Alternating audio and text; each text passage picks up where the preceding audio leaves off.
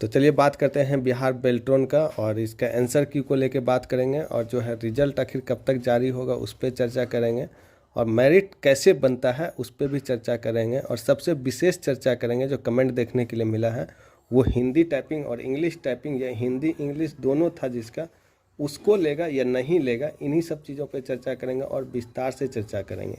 इसलिए जो है आप सभी वीडियो में बने रहें और वीडियो को अंत तक देखें। तो चलिए वीडियो को स्टार्ट करते हैं।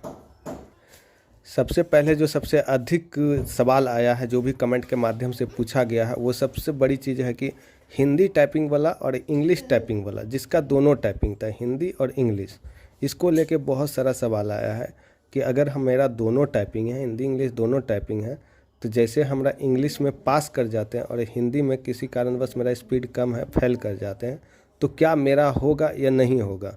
बिल्कुल होगा आप सभी का। अगर इंग्लिश टाइपिंग आप सभी का 35 है या 40 है, जो भी स्पीड है, किसी का 55 है या 50 है या किसी का 45 है, और पता चला कि हिंदी टाइपिंग में 20 ही है या 15 ही है, तो ऐसा नहीं कि उसको नहीं लेगा, उसको भी लेगा। आपका सीबीटी अच्छा है तो उसको भी लेगा, जो कि पिछले वाला पैनल भी आप सभी को स्क्रीन पे शो कर रहा होगा, जो कि डिस्प्ले कर रहा होगा, आप सभी देख सकते हैं। ऐसा नहीं कि एक में फेल है तो दूसरे में अगर पास कर गए तो नहीं, आपको निकाल दिया जाएगा, नहीं, आपका भी पैनल में नाम आएगा, आपका भी मेरिट बनेगा।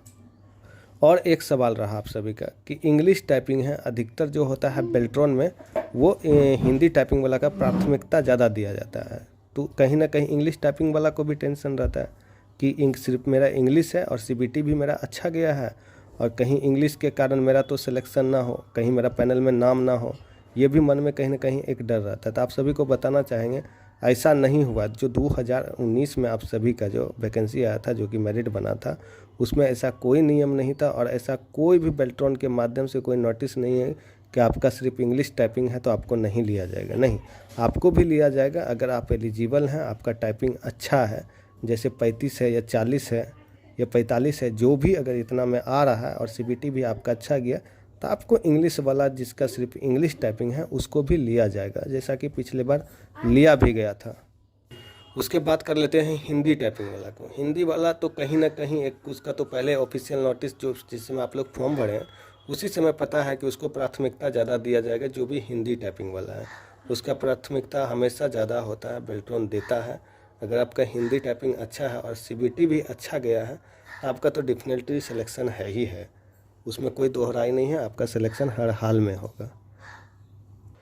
और भी आप सभी का बहुत सारा सवाल रहा है जो कि कमेंट के माध्यम से हम पढ़े हैं सबसे अधिक, और ये भी सवाल रहा है कि कहीं मेरा टाइपिंग बहुत अच्छा है, जैसे 50 मार लिए, 55 मार लिए हैं, और मेरा सीबीटी में स्कोर जो है वो 50% से कम जा रहा है, जैसे 60 का लिया है, 30 नहीं, मेरा 29 आ रहा है या 28 आ रहा है या 25 आ रहा है या 26 आ रहा है, तो क्या मेरा होगा?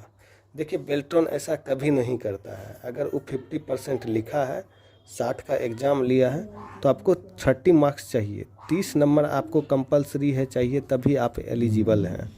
अगर 30 नंबर से कम सीबीटी में आ रहा है आपका और टाइपिंग आपका बहुत अच्छा है, बहुत खूब है, जो कि 55 तक मार दिए हैं, 57 मार दिए हैं, तो आप उम्मीद मत रखिए। बिल्कुल कोई गलत अपडेट जो है मेरे चैनल के माध्यम से आप सभी को नहीं दिया जाएगा।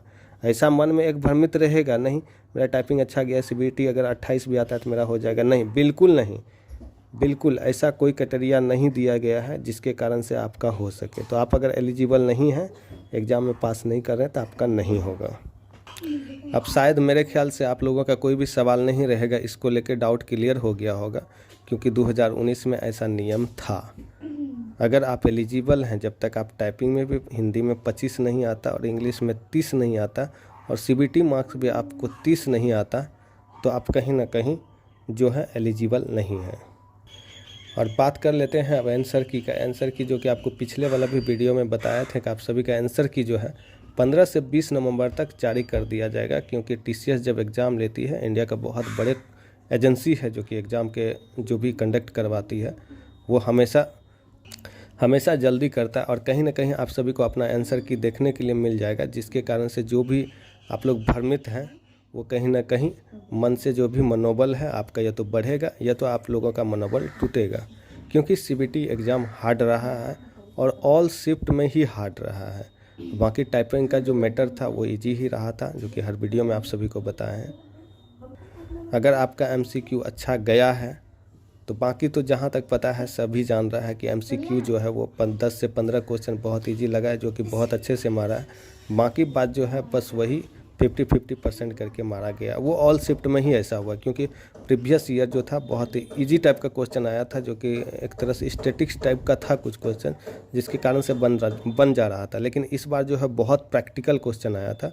जो भी प्रैक्टिकल किए थे उसी को क्वेश्चन समझ में आ रहा था। बाकी जो ऊपर किसी भी प्लेटफॉर्म से पढ़ के गया तो उसको क्वेश्चन समझ में आ रहा था, लेकिन जो आंसर वाला टिक था वो बहुत कम समझ में आया, जिसके कारण से CBT उतना अच्छा नहीं गया, जितना बेहतर जाना चाहिए उतना अच्छा नहीं गया।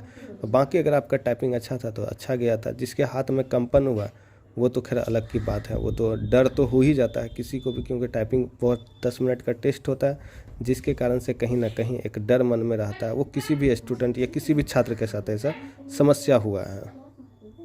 और एक चीज़ आप सभी को क्लियर करना चाहेंगे, जब भी आप सभी का आंसर की आएगा उस समय आप सबका टाइपिंग भी आएगा। ऐसा नहीं कि आपका टाइपिंग का नहीं आएगा, टाइपिंग का भी आएगा। कितना आपका एक्यूरेसी था, कितना आपका स्पीड था, ये भी चीज़ें आपको साथ साथ देखने के लिए मिलेगा। ऐसा नहीं कि उसका फिर से बाद में प्रकाशित किया जाएगा, चलो अभी आंसर की आया तो उसके बाद फिर टाइपिंग का आएगा, ऐसा कुछ नहीं है।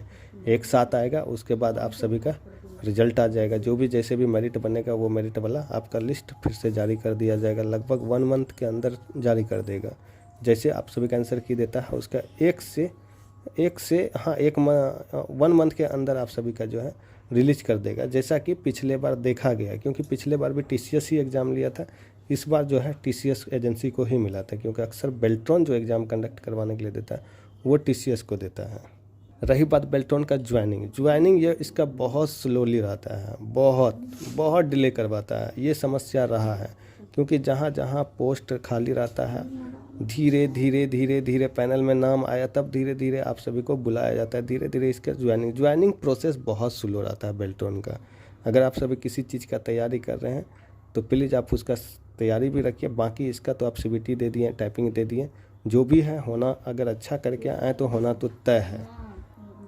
बाकी टाइम टू टाइम आप सभी को जो है सही और सटीक जानकारी मेरे चैनल के माध्यम से मिलेगा। और कहीं ना कहीं आप लोग प्लीज़ हमारे चैनल से ज़रूर जुड़िए और चैनल को ज़्यादा से ज़्यादा सब्सक्राइब कीजिए, वीडियो को लाइक कीजिए। किसी भी तरह का सवाल है आप कमेंट कर सकते हैं। बाकी अगर कुछ भी बात करना है तो वो Insta ID भी इस पर दिया है और डिस्क्रिप्शन में, बाकी टेलीग्राम का भी है। अगर आप में से किसी को भी की स्ट्रोक निकालने में प्रॉब्लम हो रहा है, जैसे ग्रॉस स्पीड होता है या नेट स्पीड होता है या एरर है, जो भी समस्या आप सभी को, अगर स्पीड में किसी भी तरह का सवाल करना है तो आप पूछ सकते हैं कि मेरा की स्ट्रोक कितना था, उसका स्पीड मेरा कितना होता है या कितना मिनट पर मिनट होता है। अगर किसी को भी इस चीज़ के बारे में विशेष पूछना है तो वो कमेंट में अपना की स्ट्रोक कमेंट कर सकते हैं और हमसे पूछ सकते हैं, उसका पर मिनट स्पीड बता देंगे।